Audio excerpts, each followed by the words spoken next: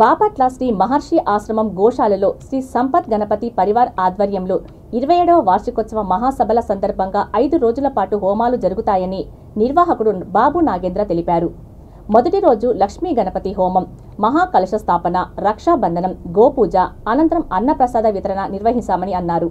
ఈ నెల 6వ తారీఖున ప్రతిరోజు హోమాలు నిర్వహిస్తామని మీడియా సమావేశంలో తెలిపారు.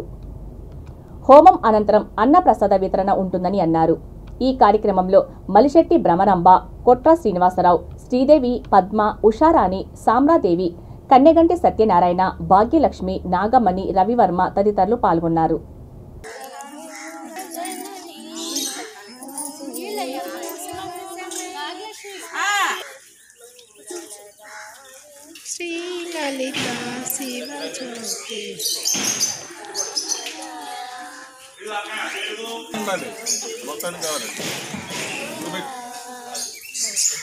यत्र योगीश्वर कृष्णो यत्र पार्थो धनुर्धरः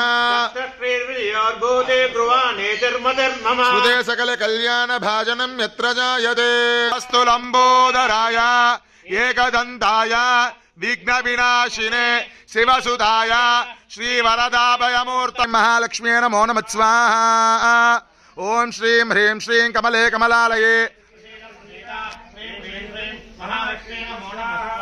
ओम श्रीं ह्रीं श्री कमले कमलालये प्रसीद प्रसीद श्रीं ह्रीं श्री महालक्ष्मी नमो नमः स्वाहा। महालक्ष्म्याय इमानि नमः महादेव्यै च विद्महे विष्णुपत्न्यै च धीमहि